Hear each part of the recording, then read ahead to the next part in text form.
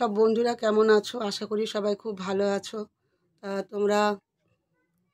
তোমাদেরকে বলেছিলাম তোমাদের দাদাভাই কীভাবে মারা গেছে, সেদিন ঠিক কী ঘটনা ঘটেছিল সবটা তোমাদেরকে বলবো, কিন্তু এই মুহূর্তে আমি কিছু বলতে পারছি না তোমাদেরকে। তবে তোমাদেরকে বলেছি আমি বলবো, অবশ্যই বলবো, কেননা আমি এখন একটা জিনিস নিয়ে খুব ফেঁসে গেছি, যেটা আমি জানতাম না এবং তোমাদের দাদাভাইও জানতো না। তোমাদের দাদাভাইয়ের আড়ালে থেকে এই কাজগুলো হয়ে গেছে। এটা বৈশাখ মাস থেকে এরকম একটা চক্রান্ত চলে এসছে।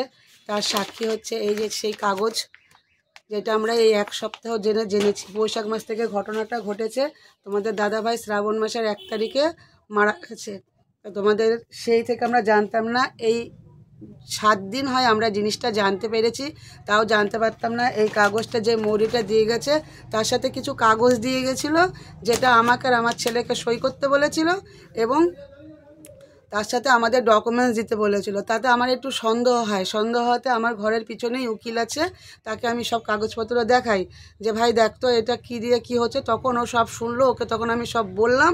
শোনার পরে তখন বলল এখানে জামাইবাবুকে, ও আমার বরকে জামাইবাবু ডাকে, বললো এখানে জামাইবাবুকে রীতিমতন ঠকানো হয়েছে।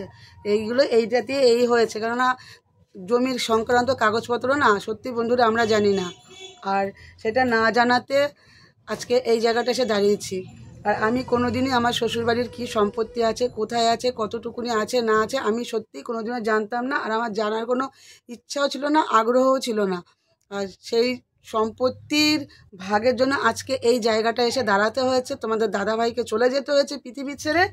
তা যেই 6 জনে মিলে এটা করেছে, আমি তাদের মানে কি বলবো, ভগবানের আজ একাদশী, দেখো স্নান করে এসেছি, মাত্র আমার চুলটা খোলা, তোমরা বুঝে যাবে। স্নান করে তোমার দাদাভাইয়ের পাশে বসেই আমি এই ব্লগটা করছি। তা আজকে যেই মানুষটা পৃথিবী ছেড়ে চলে গেছে, আমি ভগবান শ্রীকৃষ্ণের কাছে একটাই আমার মানে প্রার্থনা, যে ভগবান তুমি তো জানো যে এই মানুষটা কোনোদিনও কারোর কোনো ক্ষতি করেনি, কারোর কাছ থেকে কেড়ে খায়নি, উপরন্ত লোকটা সবাইকে উপকার করে গেছে। আজ উপকার করেছে দেখে আজকে সে এত বড় সাজা পেয়েছে, এত বড় কষ্ট পেয়েছে। তা তুমি এর বিচার করো, কারণ বিচার মালিক তুমি এর বিচার করো। আমার ওইটুকু একটা ছোটো ছেলেকে এইভাবে ওরা ঠকিয়ে গেল। হ্যাঁ, আমার স্বামীকে ঠকিয়েছে।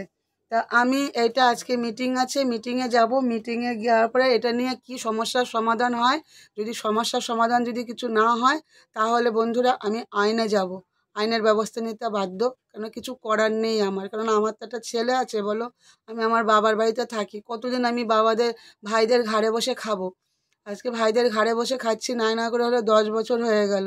না 10 বছর বলবো না, 17 সাল থেকে ভাইদের ঘাড়ে বসে খাচ্ছি।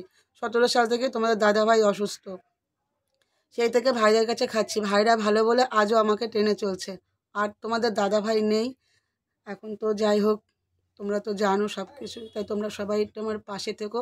আর তোমাদেরকে আমি সবটাই বলবো, যে কি দিয়ে কি হচ্ছে সব বলবো। তোমার দাদাভাইয়ের আর আমার জীবনী সবটাই তোমাদের কাছে বলবো। তোমরা একটু ধৈর্য ধরো, একটু অপেক্ষা করো, একটা একটা করে সব বলবো। একদিনে তো আর সব কিছু হয় না বন্ধুরা। তা আমি যে সমস্যাটায় পড়েছি, এই সমস্যাটা থেকে আমি একটু মুক্তি পাই। কারণ এইটা আমি যদি মুক্তি না পাই, তাহলে আমি কোনো কিছুই করতে পারবো না। আমার ছেলে কিচ্ছু পাবে না, আমরা দুজনেই মোটামুটি জলে ভেসে যাব।